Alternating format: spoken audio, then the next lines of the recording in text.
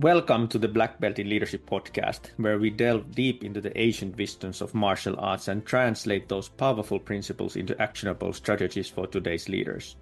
Martial arts isn't just about physical combat, it's a discipline that teaches resilience, focus, respect, and the art of mastering oneself, qualities that are crucial in today in the boardroom as they are in the dojo. In this podcast, we'll explore alongside expert guests the profound lessons from centuries of martial arts traditions and demonstrate how to apply them to the leadership challenges and opportunities of today and tomorrow. Whether you're facing tough decisions, leading the team through change, or striving for personal growth, the insights we share will help you cultivate a mindset of discipline, adaptability, and strength. So let's begin our training. Together, we'll unlock the black belt within you and elevate your leadership to the next level.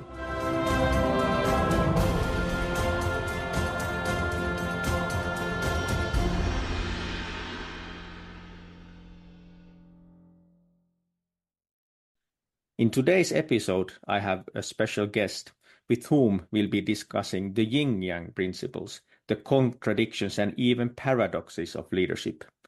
Joining me is Alf Rehn, a professor of innovation, design, and management at the University of Southern Denmark.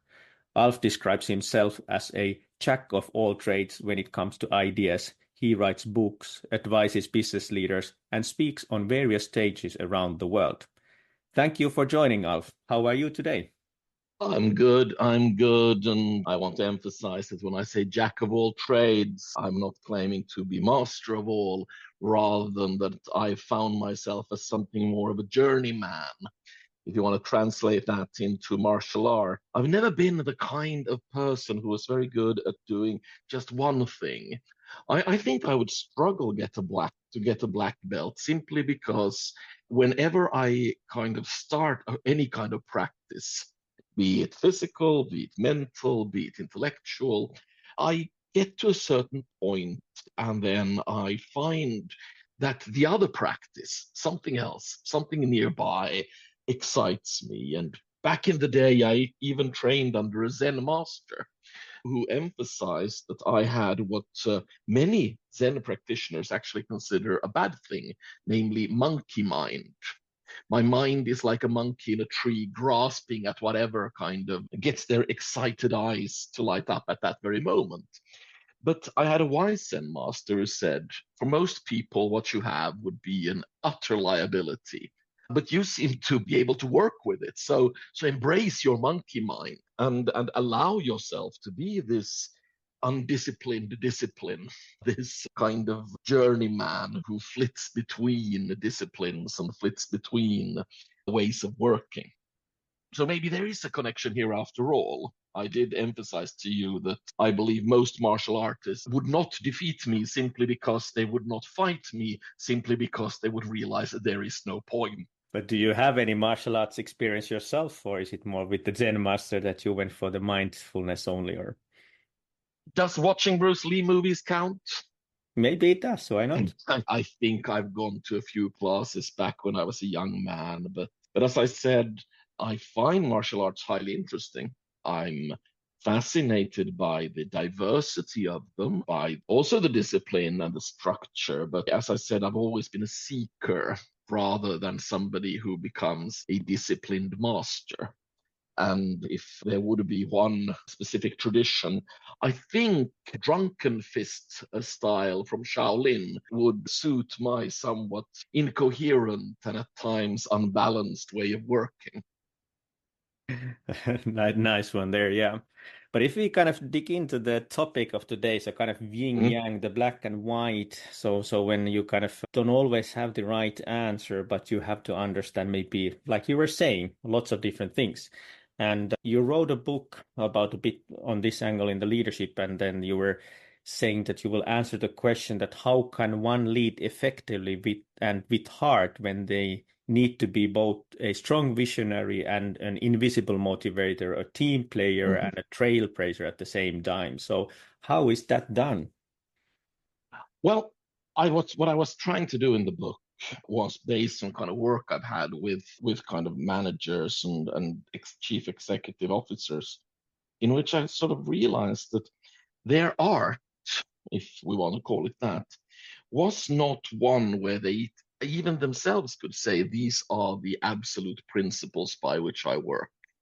Rather, they were masters at handling contradictions, paradoxes, to keep working even though they did not have a framework or a map to relate to. They were great at adapting, but also great at accepting that their adaptations would never be perfect.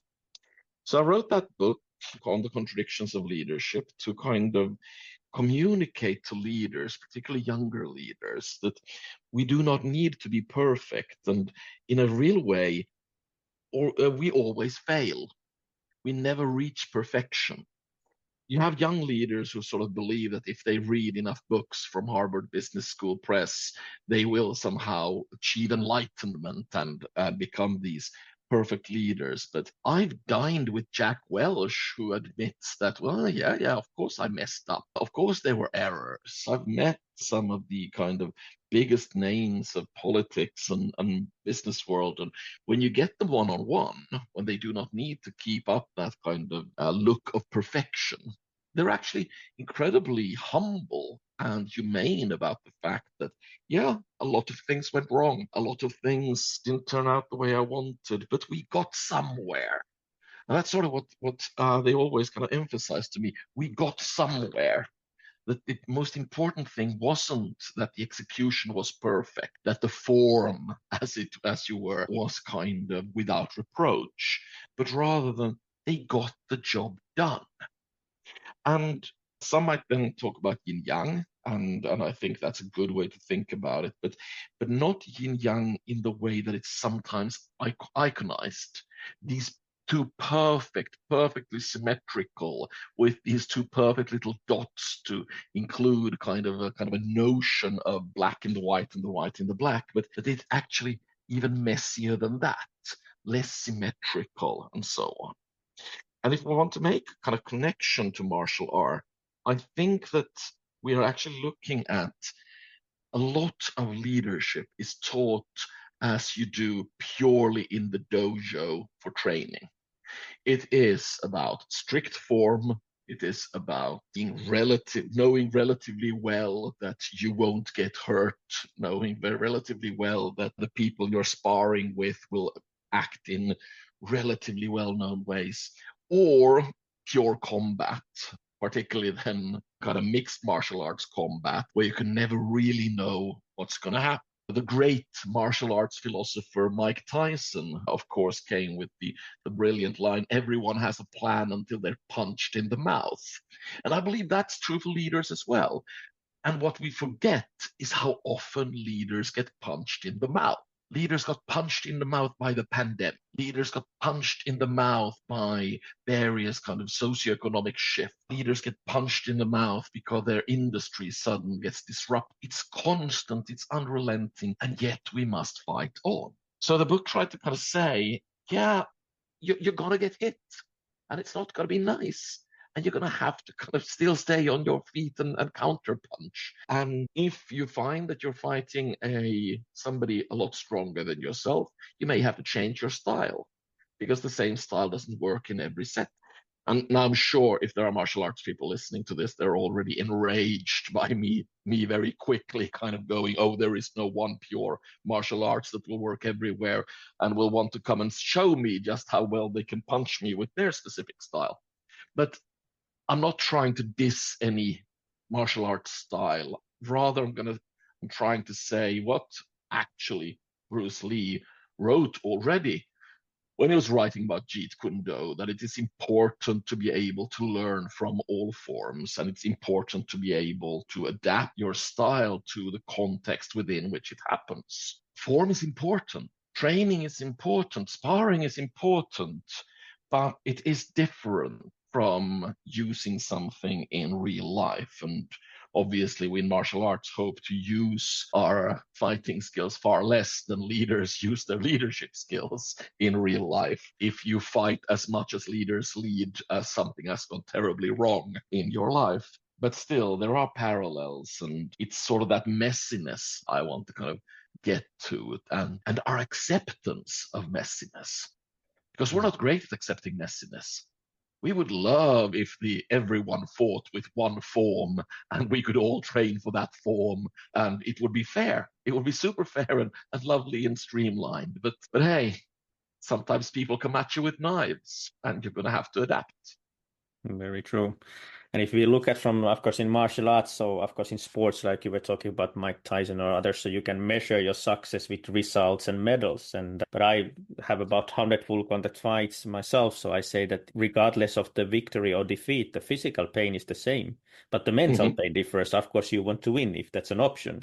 But how should then leaders view success and failure? So what's your advice for leaders to kind of look at this? Sometimes you succeed, sometimes you fail. How should you look at that?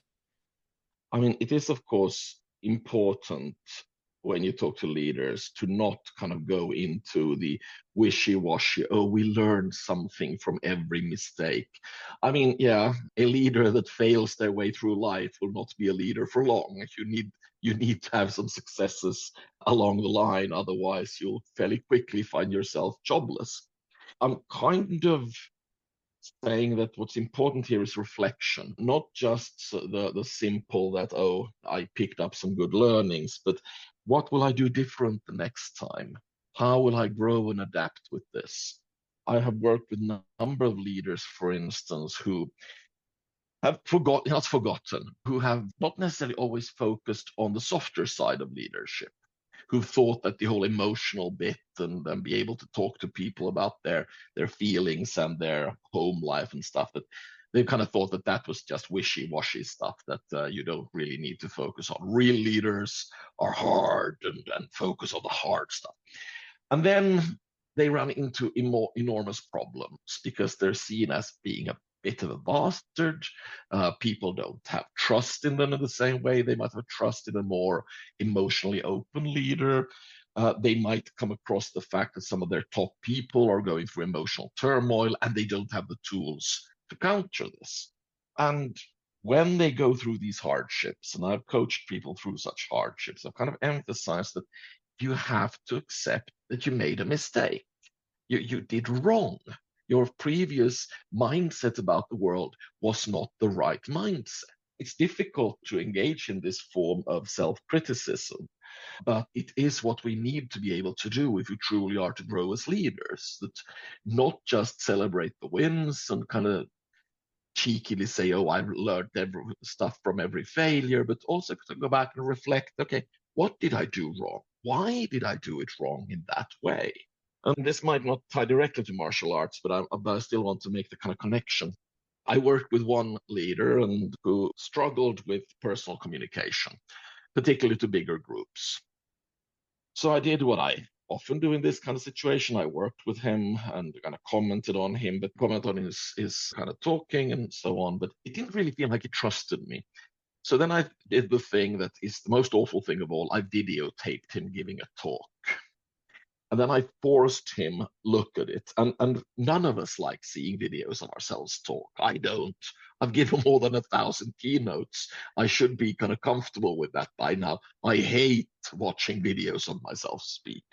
And we look at that and I kind of point to how he tends to kind of strike poses of defensive poses and jam his fist into his pockets and these kind of things that look really bad on stage.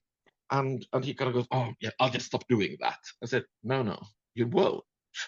If we don't sit here, if you don't work through the pain, you are going to keep doing that. I'm doing this to hurt you, but not in a mean way. I'm doing this out of love. If you don't get truly hurt, if you don't start feeling nausea when your fists ball up and start approaching the pockets, then we've failed.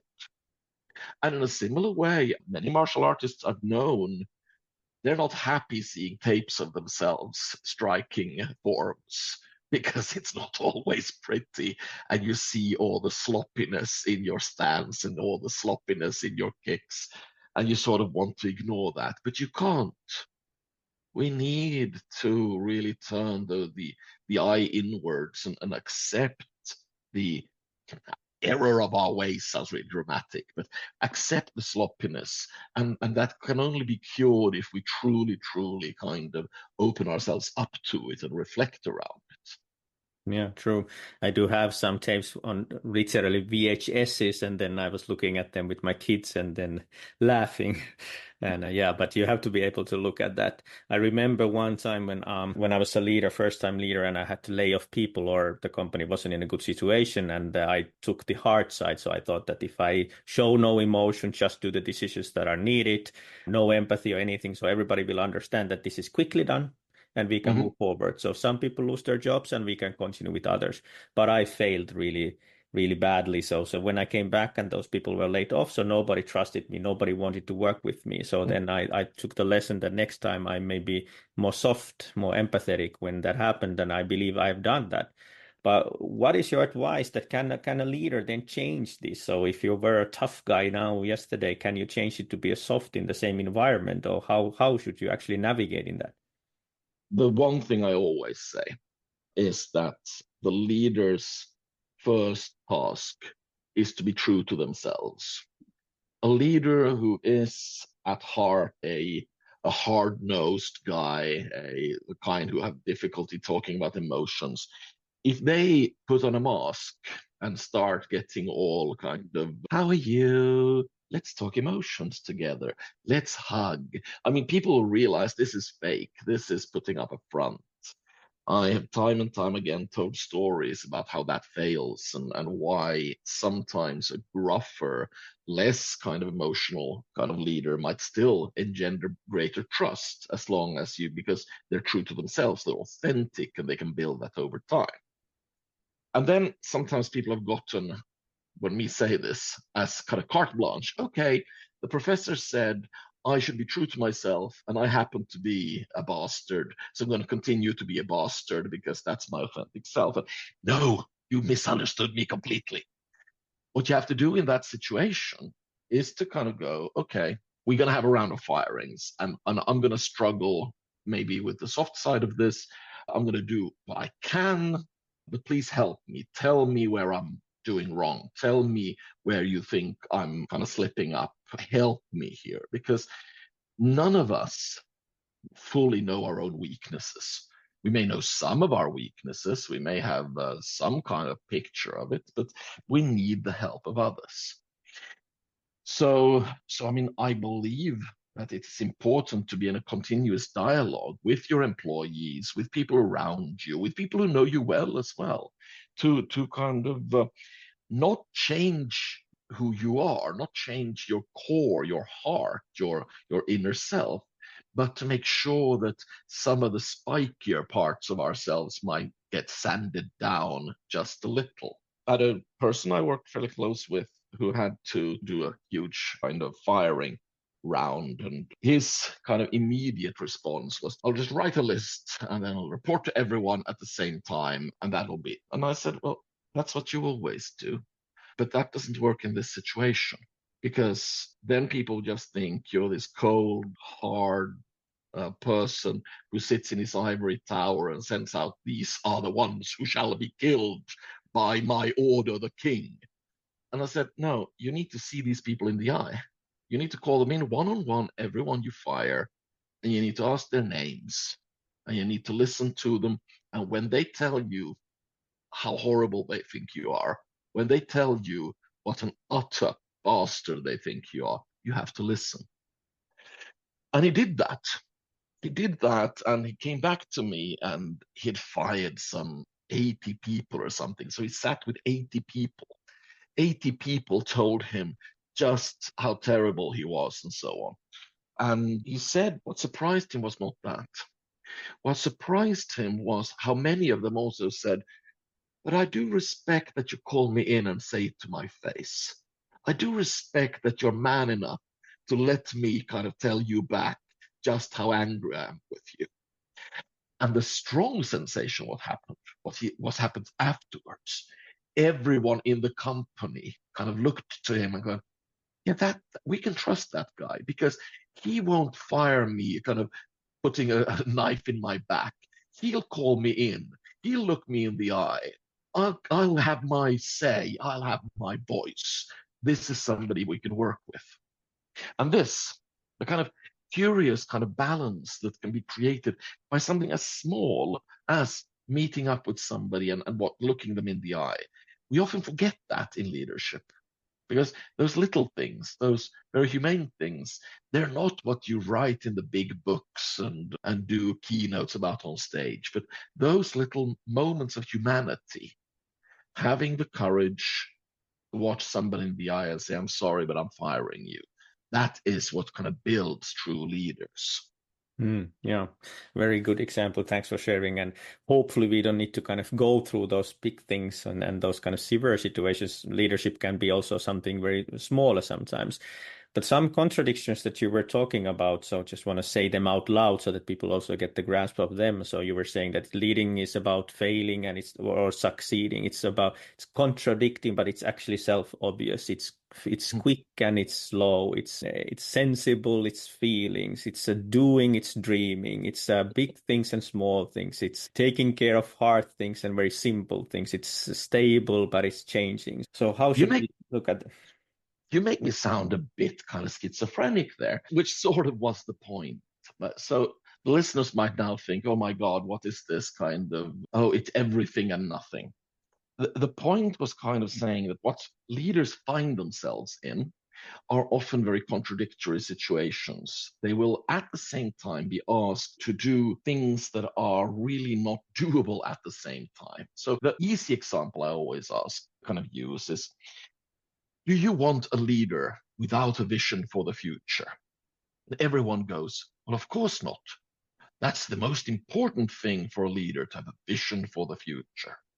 And I said, okay, so let's imagine this leader who spends his time truly trend spotting, looking at the big picture, looking 5 years, 10 years, 15 years into the future, who drives around and meets the top scientific minds to get even more ideas, who brings in creativity consultants to shake things up. And if you kind of go on that journey a little further, people will start going, hold on, yeah, but when's he going to work? When's he going to do the daily stuff, the stuff that needs to be done? I mean, we don't want some kind of weirdo who's just kind of caught up in what's happening in 5 years. We have stuff that needs to be done now, preferably yesterday.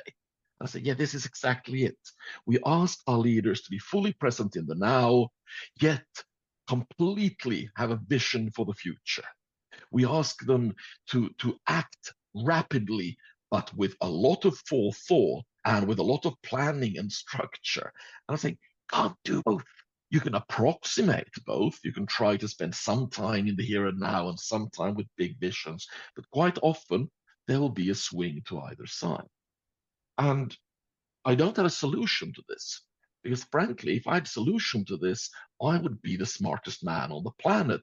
And I'm not, as my partner keeps reminding me. But what I try to say to leaders is, this is your life. It's not going to end. You're not going to get things served on a silver platter. People will keep asking you to be both quick and hard and soft and slow. They'll ask you to be future visionaries whilst being fully present in the here and now. This is what leadership is. And the really good leaders are the ones who kind of accept this, accept the impossibility, kind of embrace the paradox, and kind of realize that, yeah, I will slip and I will slide and I will use too much time on some things and too little on others. But I can try to find a balance on this. And again, to make kind of a very clumsy martial arts analogy, it's nothing's greater than a middle-aged man who's never done martial arts trying to explain martial arts to a martial artist. But I mean, in most sports, you have to think offense and you have to think defense. You have to think about when you're defending yourself and when you're aiming for a decisive punch. And this struggle, this kind of thing is, we all know it's incredibly rare that you hit it perfectly. You said you had 100 full contact matches. I'm sure you've had a couple where it felt everything was in place. But most of the time, I would guess you walked off going, yeah, I was good on the offense today. It felt good, but man, do I need to take that many punches to the face? Because we slip up. We know balance is important, but it's incredibly difficult to achieve. And yes, to make a reference back to Bruce Lee, I mean, that's of course why we enjoy his movies, because you can play act, you can stage something where it looks like you have that perfect fluid combination of defenses and attacks. But that is unfortunately the movies rather than the lived reality of fights or the lived reality of leadership. Well, yeah, you could have been my coach. You knew how it went. So I have to honestly say that I don't think after any fight I was happy, or at least the coach or the master was saying that I did mistakes. But then, like you said, that if it was, I was good in counter attacking, so kind of waiting that the other one starts, and then I was kind of counter punching or kicking or doing those. But then my problem was sometimes that I was not good in taking the initiative myself. And then we have to train in a way that I'm not allowed to counterattack. I have to always attack first. And so to change that, is there something that leaders could do the same way, in your opinion, that should they actually, when they see that they're really mastering something and failing in some parts, so should they actually kind of do something different unconscious? A lot of the time when I coach leaders, this is in practice what we do. I have to continuously kind of remind, you know, you're doing the same thing, don't you? You know, you're using the same script, don't you? And then they kind of go, oh, yeah, sorry. So what should I do? And then we talk about, okay, so how can we break our reliance on certain scripts, certain kind of approaches that have worked before? But that's difficult. It's really difficult because why did you kind of rely so much on the counterattack? Because it felt natural, because it worked for you, because you were good at it. And we have a tremendous difficulty of letting go of stuff that we're good at. And with leaders, this becomes very kind of empathetically true because, and I'm going to say something that might annoy again martial artists, but martial arts are pure in that you at least know what's allowed and what's not allowed. If it's let's say karate, you know that certain things, nobody will bring a knife. There won't be any nunchucks. There are a number of punches and kicks that will be disallowed. So you know what the parameters are. A leader needs to basically, a leader may be a situation where they trade kung fu their entire life, and all of a sudden everyone has a sword or a machine gun or nuclear missile, and you need to adapt to that. When we talk about disruptive innovation, for instance, we're talking about what happens when somebody starts bringing in technology that you thought was completely pointless and worthless, and all of a sudden everything, all the competitive rules of your industry changes. That is akin to a karate championship suddenly saying, oh, by the way, baseball bats are okay now. And is that difficult? Hell yes. It's incredibly difficult because we didn't train for this. And leaders need to continuously be aware that even though they're brilliant at their current ways of operating, their current operations, their current strategy, something might happen that completely kind of throws them and forces them to fight and redefine themselves in entirely novel ways. If you want to go back to your notion of the yin yang, the thing is, the yin yang symbol is incredibly beautiful. As somebody who has studied the Tao Te Ching, who has worked with Zen masters, I'm very taken by this symbol and the purity it brings. But leadership, we might think that it's a yin yang thing, but all of a sudden there's going to be a graffiti artist tagging our symbol. All of a sudden somebody's going to do a really ugly 3D rendering of it. All of a sudden somebody will declare that they made it an NFT and somehow start selling kind of crypto versions of it. And we have to deal with that. We have to accept it and we have to strive for excellence, even though our beloved yin yang symbol is now looking vandalized, horrifically mutilated, because that's just how the world is. Yeah, very true. And that's exactly here that it's not black and white. But also in martial arts, I mean that like you said that in the end there's no form. You need to understand all the forms. So basically it's Mhm. a bit about that, even not to the same extent. But one thing that I wanted to pick up, so kind of a bit on what you previously also said. So I think there's plenty of advice coming from everywhere. And if you look at some of the maybe latest leadership training trends, it's like saying that as an example that micromanagement is bad. You need to kind of let people be free and empower them. So what's your intake on this kind of advice? Because those changed, same as with martial arts. Some Mhm. style is now more popular, it's winning everything. But in leadership, the same way, we tend to actually find this one angle that everybody should avoid or do. I mean, without stating anything about the martial arts, but looking at exactly that in leadership development and leadership education, it tends to come from a good place. That is, the notion about how we should avoid micromanagement came, of course, from a place where we realized there's too much micromanagement. We have leaders annoying their employees by constantly being in their face and checking everything and then rechecking and rechecking again. What then happened, of course, that was we sort of overinterpreted this.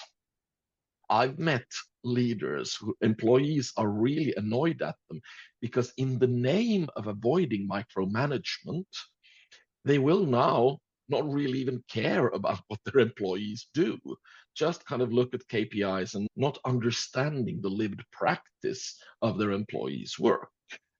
So obviously, the employees won't come and say, "Oh, I wish I was more micromanaged," because micromanaged is the negative word. But they might say, "I'd really like it for my manager to actually understand what my work consists of." And I can say it's sort of the same in martial arts, or I can at least guess.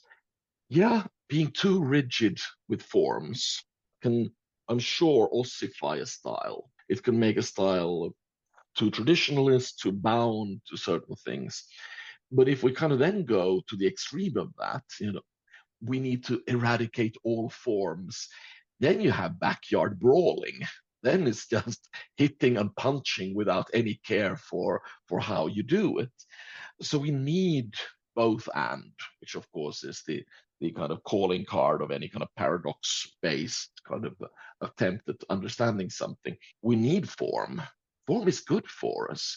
Form helps us understand our bodies. Form helps us understand the practice we're in, but we also need fluidity.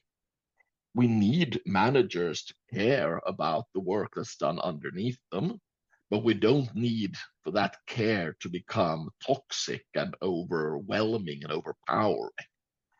So, for any kind of advice that comes out, we need to become X, Y, Z. I'm always saying, yeah, but don't take it too far. Think about what is this trying to suggest? What is the kind of sensible way to deploy this? And what parts of your traditional leadership or your traditional form do you still want to stick to? After all, the martial arts I know best, which most people would consider a martial art, is chess. Chess is ancient. Chess has been played by kings and paupers throughout the ages. Chess is very similar today to what it was 100 years ago, 1,000 years ago. And yet it is endlessly exciting. There are endless mutations of its variations.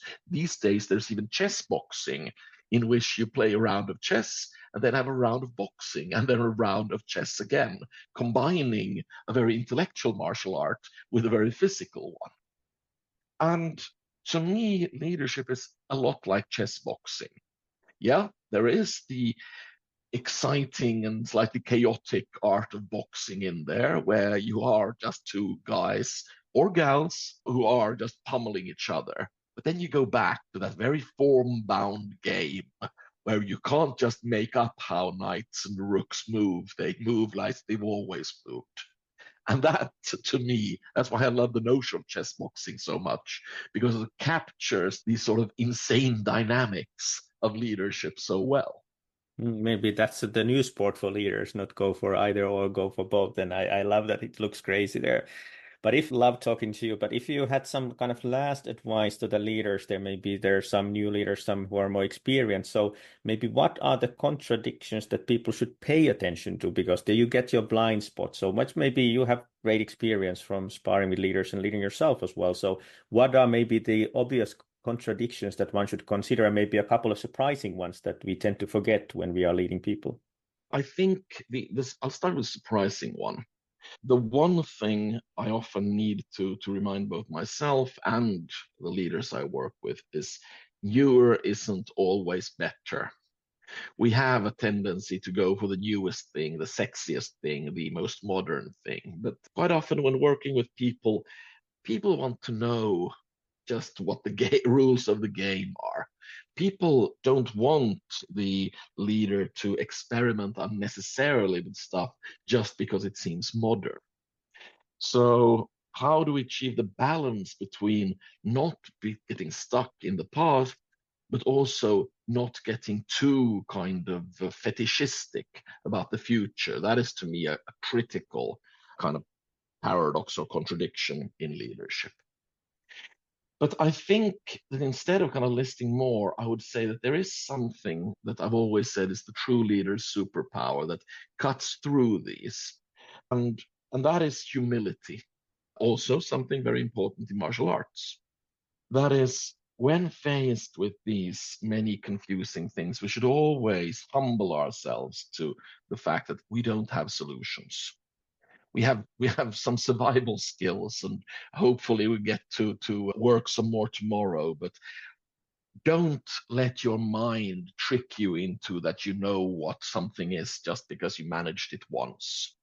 Continuously remain humble, continuously ask questions, continuously kind of check with people around you whether you've become a conservative bore or an overly excitable kind of newness hunting trend. Humility can do so many things, and leaders are not always trained to it. So humility first. The rest will normally sort itself out.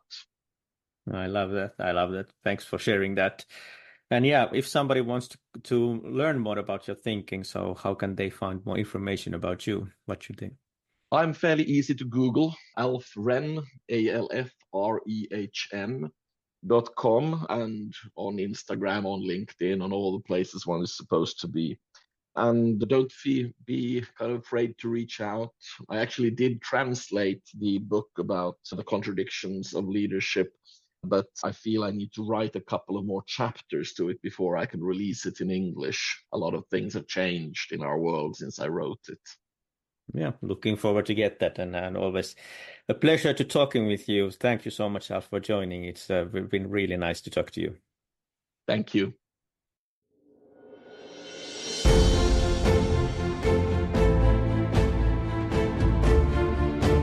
And if you like the episode today, so please give us a rating there and subscribe with the subscribe button there to get more news about the black belt in leadership and learn more leadership lessons related to martial arts.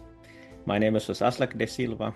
I'm the CEO for Self Restore, and I hope that you liked the episode today and join me next time as well. Thank you.